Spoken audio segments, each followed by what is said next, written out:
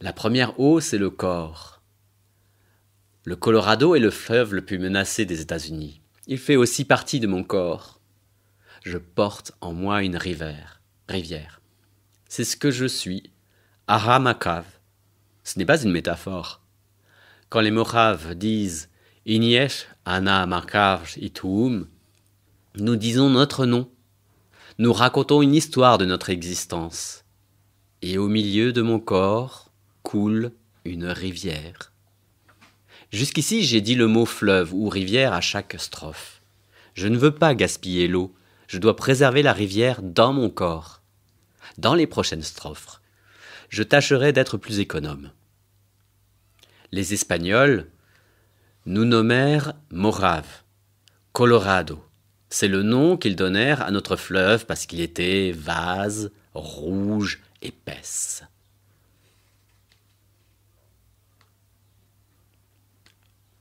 Depuis toujours, on appelle les Amérindiens des peaux rouges. Je n'ai encore jamais rencontré d'Amérindiens rouges, ni dans ma réserve, ni au Musée national des Indiens d'Amérique, ni même au plus grand powwow de Parker en Arizona. Je vis dans le désert, au bord d'un fleuve bleu jalonné de barrages.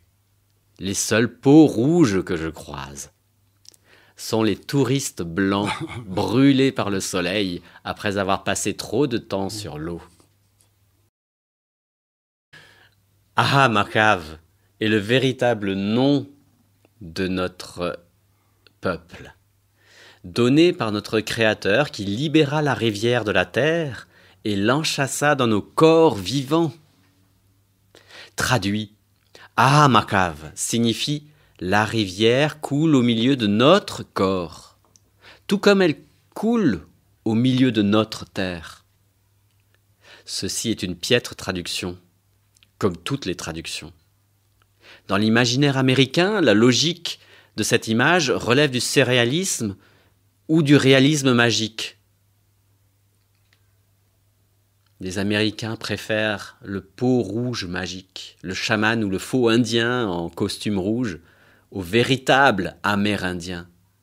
Même à une véritable Amérindienne qui porte dans son corps le blues lourd et dangereux d'une rivière.